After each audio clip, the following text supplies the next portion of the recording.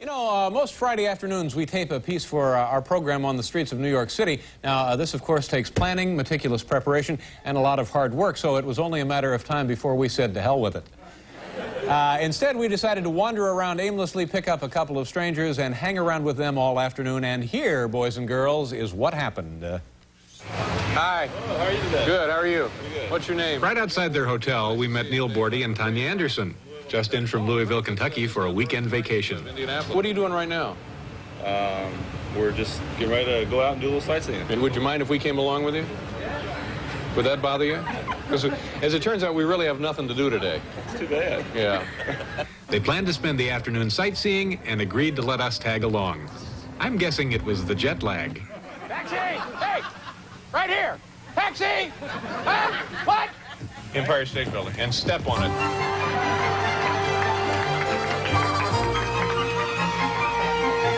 Nice view, huh? What's that? Yeah, yeah. That's the Lincoln Memorial over there. Yeah. Which one? Right over there. See those twin towers? That's Lincoln and his wife. Well, that's the Golden Gate Bridge. You can't see it because of the fog, but it's beautiful. You guys are blocking me. Oh, geez, my retinas, my corneas. This is going to look like something left over from the Patty Hearst kidnapping. Yes, there's memories that will last a lifetime of. Here's the card. This is going to your My parents, Peggy and Lyle and Lyle, Terrell. Peggy, and Terrell. And it says, New York is horrible, the people are nasty, the city is dirty, and everyone is very mean. Dave, how you doing? Good, how are you? I want you to meet some people, some friends of mine. All right. They're in town from Louisville. This is Neil and his girlfriend, Tanya. Neil, Tanya, why don't you come on in? Peach margaritas. Do you know about Trump Tower? A little. You just heard of it? You know, Donald Trump's in the news all the Is he really? He just saved some... He's shoving people out of their homes. Yeah. We watched 60 Minutes a year ago.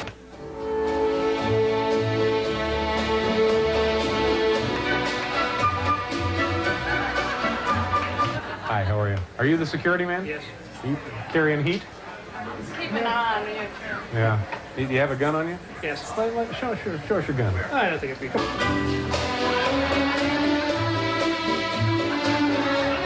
Let me pat you down. No, come on over. wouldn't Come be here. necessary. Come on over No, here. no. Let me just see if I can find where your gun is.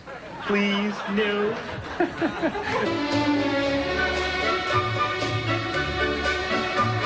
What does that The go way it's for? cut. That's $10,000. 10 grand. I don't know. That might be a little showy with that necklace. Foxes are what? They're clubbed to death? No, no, no. Well, they have to be very carefully Yeah. put to sleep. Are they shot in the head? What?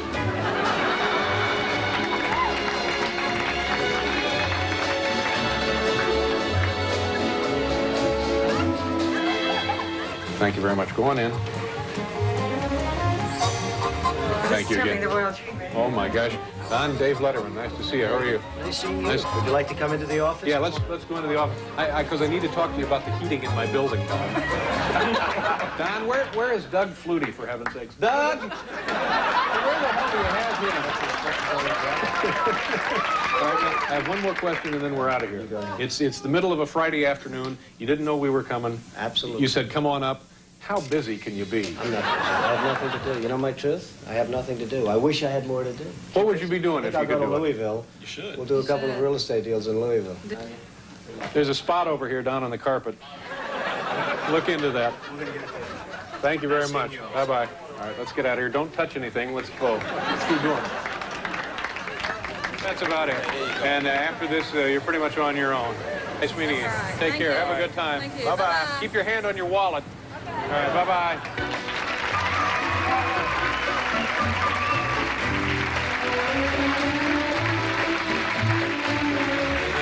Very nice people from Louisville. We'll be right back with Mr. Wizard.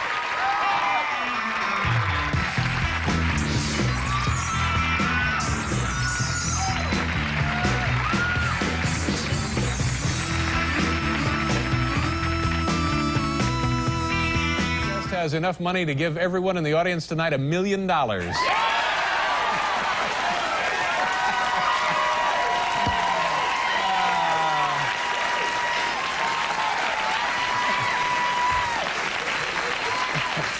Okay. Okay, we'll see what kind of mood he's in. Ladies and gentlemen, please welcome the author of this book right here, Trump, The Art of the Deal, Donald Trump. Hi, Donald. Good to see you. Nice of you to stop by. Thank you, David. You know, at the beginning of the show, I said you either love him or you hate him. Now, do you find that that's true, or does everybody love you, or does everybody hate you? No, most people love me, and a few really have great distaste for me, David. And I why is it that those people, that few, would not care for you? Because you're so successful? I can't imagine. No, I don't think so. It's just I sort of speak my mind a little bit like you in that respect. Yeah. A little bit like A little bit like me. Not too much, hopefully. How much are you worth right now as you're sitting right here?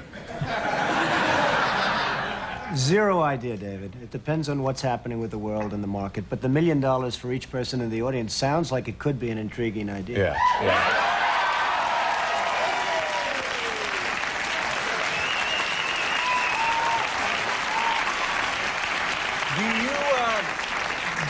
Do you make more money? You own casinos. How many casinos do you own?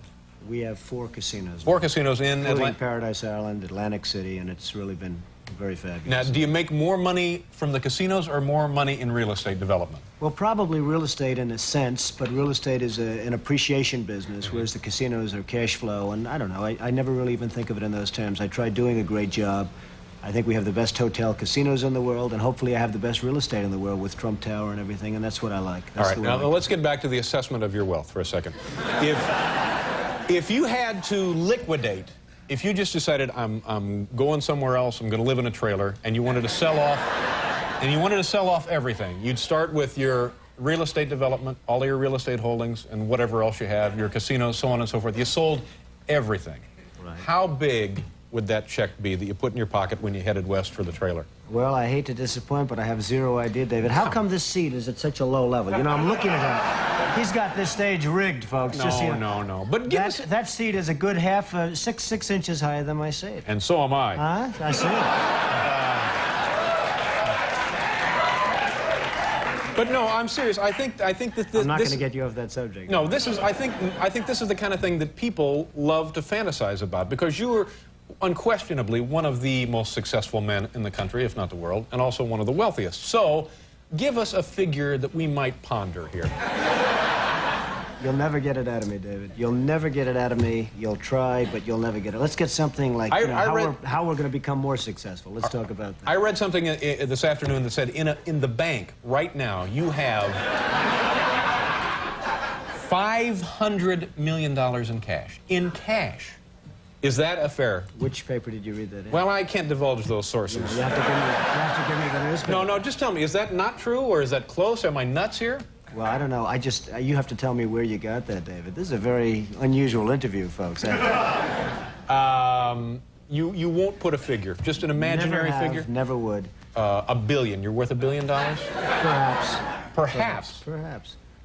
Perhaps. Are we the low side of perhaps or the high side of?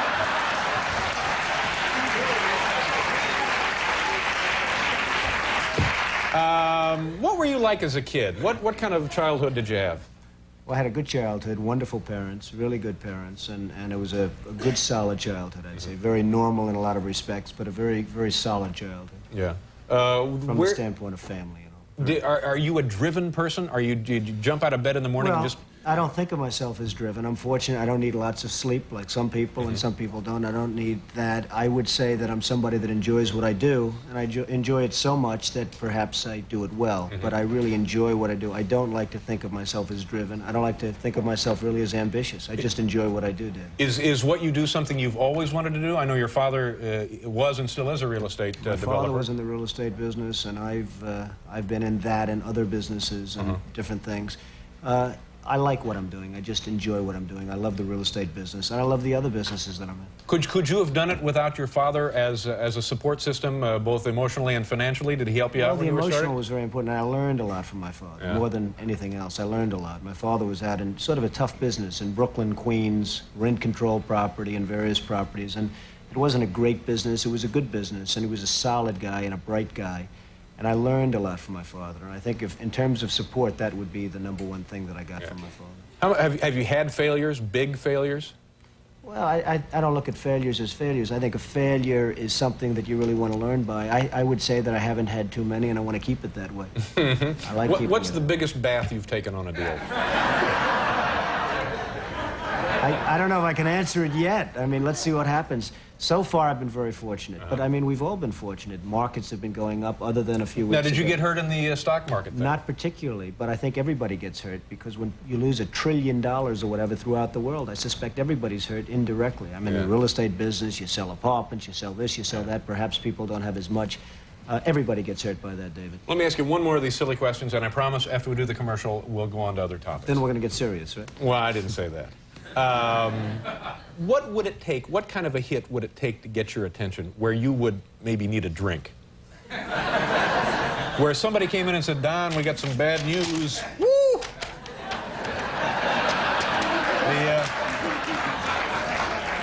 That's 7-Eleven in Akron. Well, what? Hopefully, David, I wouldn't be in a position where I'd have to take that kind of... I know that. I know. We're just pretending. I just want to tell you that... You act like you're running for something. No. We'll do a commercial. We'll let him think some of these over and try and get a straight answer.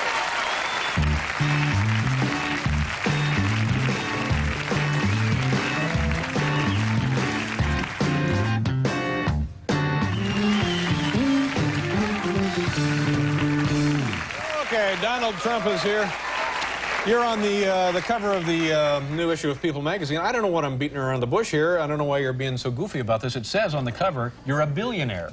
It does say 41. that? Yeah. Well, if So would people you says it, I would have to believe it. When people says that... what's the deal with you and Ed Koch? Is this an old irritation between the two of you, or is this something new? No, it's really not. Ed Koch is a man who I've liked at some points in terms of... I have no objection to Ed except for one thing. He's not a very capable or competent mayor. He's done a fine job. He's done a bad, as most of you New Yorkers would probably know, he's done a pretty bad job running New York, and that hurts me and it hurts everybody. And when I see somebody that's not competent and he's running something, and something that I have really a big stake in, it bothers me and I do something about it. Are you speaking from a position of somebody who has a lot of really, really special interest in the city? No, it's not I do have a special interest. I have a special interest in New York. New York City is a hot city. It's a great city. It's the greatest city in the world, according to many, and according you're here, and we're also here. Right. And I hate to see some of the things happening with New York that have happened under the Koch administration. So I hit him pretty hard in the book, but I hit him fairly in the book. I hit him very fairly. Yeah. Probably very hard in the book, but very fairly. Is it kind of a pointless defense to say that this city is so big that it is actually unmanageable to a certain extent, and he's doing the best he can, sort of just tending it day to day? No, I don't think so. I mean, I hope that's never a defense of anybody. I did the Woolman skating rink in 4 months for $2 million or $2.5 million.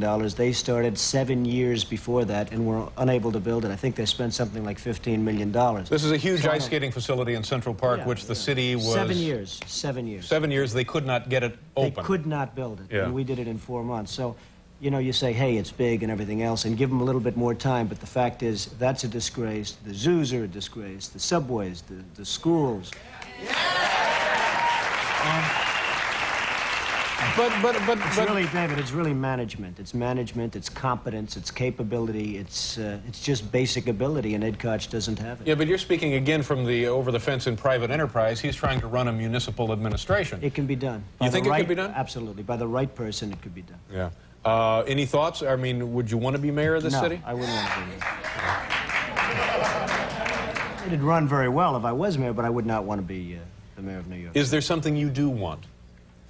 No, I just want to keep doing what I'm doing. I mean, Yeah. I'm on your show. You're a fantastic show. You're a star in my book. Everyone's talking about it. I know. I appreciate that. We wrote all about David in the big book. Now, that's another Pretty thing. surprised We to see came that. up to you that one afternoon, completely unannounced. We were in the lobby of the Trump Tower facility up the road there, and we just called up and said, can we come up and see Don? And they said, come on up. Absolutely. Now, how busy can you be? I'm not busy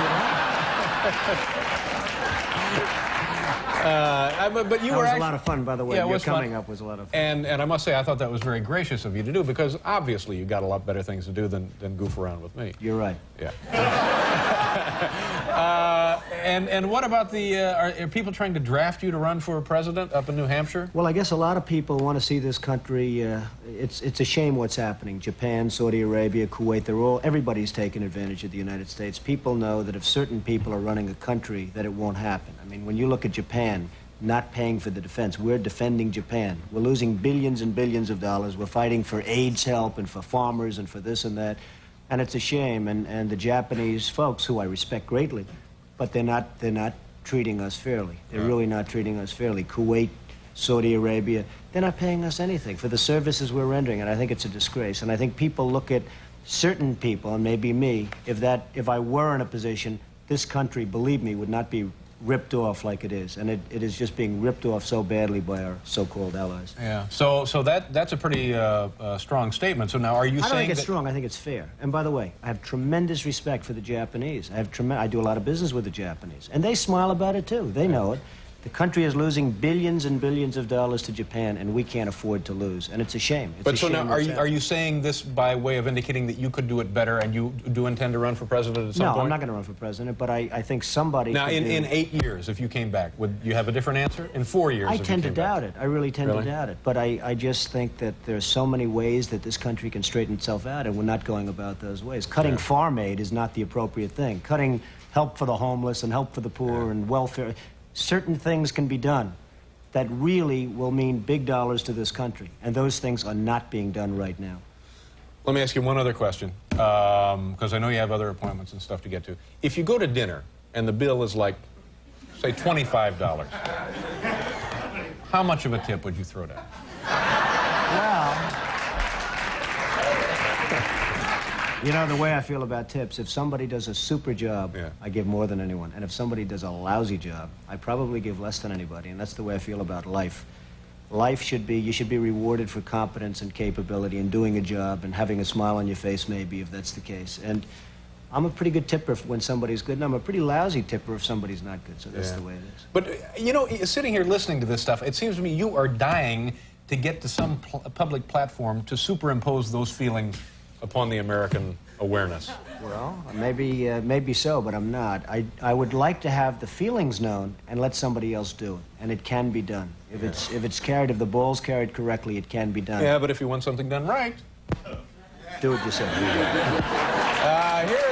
the book. It's Trump, the Art of the Deal, and this is Donald Trump. Donald, thank you very much for coming out. We'll be right back.